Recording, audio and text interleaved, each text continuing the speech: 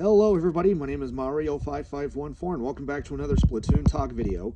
In this video we're going to be looking back at some of the previous updates in Splatoon 3's history as of patch 11.1. With the next update being confirmed, we're going to be looking back to see how much the game has changed over the past 4 years since 2022. If you end up enjoying the video, hit the like button. If you end up liking the video, consider subscribing. And let's get started as we jump into patch 6.0. Patch 6.0 dropped on November 30th, 2023. As this basically dropped with near the beginning of Chill Season 2023. In fact, here's some of the notes that the devs have left us. This update focuses on adding features for Chill Season 2023, which starts in December, as well as adding features to Anarchy Battle Series and X Battles, changes to Salmon Run, and tweaks to multiplayer. For Anarchy Battle Series, we have created a unique goal for this mode by tracking and recognizing 5 win streaks. In X Battles, we have added changes to make different variations occur more frequently than before to make it easier for players to set their own individual goals even after playing this mode for a while. With Salmon Run, we have made changes that make it easier to play with goal in mind during big runs, and adjustments to job titles when the schedule changes during normal jobs. For battles, we added new weapons and special weapons, and we also adjusted some weapons to make them easier to use. Our next update is planned for the middle of Chill Season 2023 and should focus on balance adjustments. Nintendo. Alright, with that being said, let's see what they gave us for this update. So, season and catalog changes. On November 30th, 2023, data relating to Chill Season 2023 was added to the game. This includes a new catalog including new gear, titles, banners, decorations, stickers, and emotes. One new battle stage, Robo Ramen, and one returning battle stage, Bluefin Depot from Splatoon 1. 2 new special weapons, which we'll talk about in a bit. 9 new sets of existing main weapons paired with different sub and special weapons. A newly discovered King Salmonid, the Megalodontia. 11 new Table Turf battle cards. And players will now be able to obtain 1 Sheldon license at the end of each season. That's a nice change. Changes to multiplayer. Added 2 songs that will play during battles. New special weapons have been added. Weapons equipped with these special weapons will be available at Ammo Nights at the start of Chill Season 2023. So here are the 2 new fish in the sea, or the 2 new specials we have, like we've seen in 3.0. Triple splashdown. Jump into the air and come splashing down alongside 2 fists made of ink to create 3 explosions. So this was basically like a re-updated version of Splashdown from Splatoon 2. So, to, match the theme for what we have in Splatoon 3, like we see with Triple Ink Strike and Trizuka. We also have the Splatter Color Screen. Throw a device to produce a screen of ink that obstructs vision. Enemies who touch the screen will take damage and lose the ability to perceive color for a little while. More on that later, which we'll talk about. New weapon sets have been added. These weapon sets will be available at Ammo Nights at the start of the Chill Season 2023. We have the Foil Squeezer with Auto Bomb and Splatter Color Screen, Custom Blaster with Point Sensor and Triple Splashdown, the S-Blast 91 with Burst Bomb and Booyah Bomb. We have the Paintbrush Nouveau with Point Sensor and Tent Missiles, Snipe Rider 5B with Splash Wall and Inkstorm, the N-Perry Splat Dualies with Curling Bomb and Triple Splashdown, the Undercover Sorella with Torpedo and Splatter Color Screen, Reflux 450 Deco with Splash Wall and Reef Slider, and the Splatonis Stamper Nouveau with Toxic Mist and Crab Tank. Now, with our new weapons being added as well as our 2 new specials, let's jump into the patch notes. First up is the 96 gal, where they've reduced the amount of ink consumed by approximately 8%. Originally, it used 2.5% of your ink tank, meaning you get like 40 shots.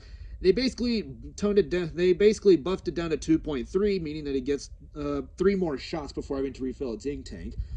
For regular 96, this is nice. I think 96 Deco is also used a bit, given that Kraken is still a relatively decent special at this time. And it's nice that 96 is getting noticed, and this is the first buff 96 gal has been given, main weapon-wise, since Splatoon 2. So it's kind of crazy they're still looking at 96. At least they are looking at the weapon. Next up is the Range Blaster. Increase the radius of ink splatter at the point of impact with a floor or wall, or when detonated in midair by approximately 15%. So when you see the shot detonate in midair, or where you see the blast radius, that is now, the paint radius underneath it is now 15% bigger. Or if you hit if the shot hits the wall, it's now 15% bigger. This is the first buff since Splatoon 1 that Range Blaster has ever been given. I mean, Range Blaster did get a few buffs since Splatoon 2's launch, but the majority of the changes it got were nerfs. So, I mean, this is at least nice. This is the first time Range Blaster has been given a buff since Splatoon 1. Yeah, it's from Splatoon 1. That's it. Next up we have is the Dreadringer. Reduce the amount of ink consumed by approximately 10%. So originally it used 10% of your ink tank, now it only uses 9% of your ink tank, meaning that you only, instead of getting 10 sloshes, you now get 11. So you get one more pair of sloshes before having to refill your ink tank. And this is the first buff Dreadringer has been given since its unveiling in 5.0, which I think is nice. At least they're looking at the new weapons. And last up is the Heavy Edit Splatling. Increase the number of spray droplets created by shots. So Edit was buffed in 3 aspects. First, its average droplet rate. So its droplet rate was originally 0.5. This basically buffed it to 0.75. The distance between droplets was originally 30 units, and it was shortened down to 22. And it also increased the frequency in which the shots paint beneath your feet, or close to your feet, which originally took 1 out of 10 shots, now takes 1 out of 5 shots. So this was the biggest buff. These were the biggest buffs that Edit has been given, all from this one change that it was given. And yeah, we're about to see Heavy Edit Splatling a bit more in the future. No sub-weapons. Specials. Reef Slider. After activation, players become invulnerable to damage approximately 13/60ths of a second faster than before. So basically, its startup is now 13 frames faster. It's not going to change the fact that it's still one of the worst specials in the game, but it is still on the right path of becoming a very decent option.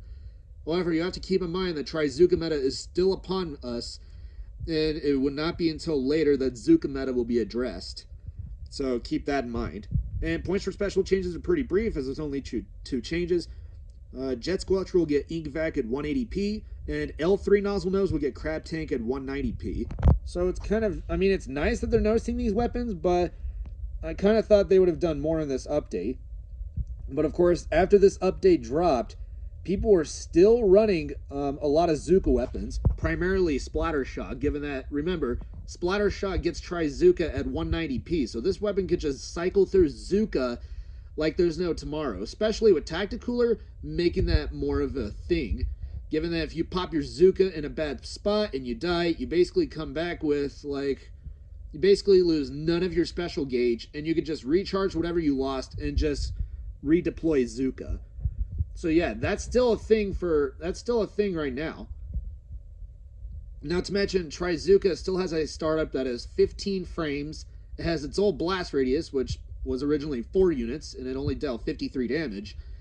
And you still had to deal with the jank. So yeah, I mean, but still, with these changes that we saw, 6.0 would eventually give rise to a new meta called Midline Meta, but it wouldn't be until the next update that we would start seeing it start, which we'll talk about in the next video. We also have some changes to Anarchy Battles. At the end of the series in Anarchy Battle, the player's total number of 5 win streaks will be displayed as 5 wins in a row, alongside a count. The player's 5 win streak will increase each time they finish a series with 5 consecutive wins, basically like a win streak. The number will reset to 0 when players reset their rank, finish a series with 3 losses, or attempt a rank up battle, or when the season changes, which I think is an okay thing here. On the screen where players from both teams appear at the start of an Anarchy Battle in series, a symbol corresponding to the number of 5 win streaks that a player has achieved will be displayed. Kind of like when you're playing X battles and you see the crown above their head, meaning that they're within top 500. So yeah, that's basically almost like what it's there. You know, kind of like a quality of life thing there. Or, you know, just something visual. Added badges that players can unlock based on the total number of 5 win streaks in Anarchy Battle series.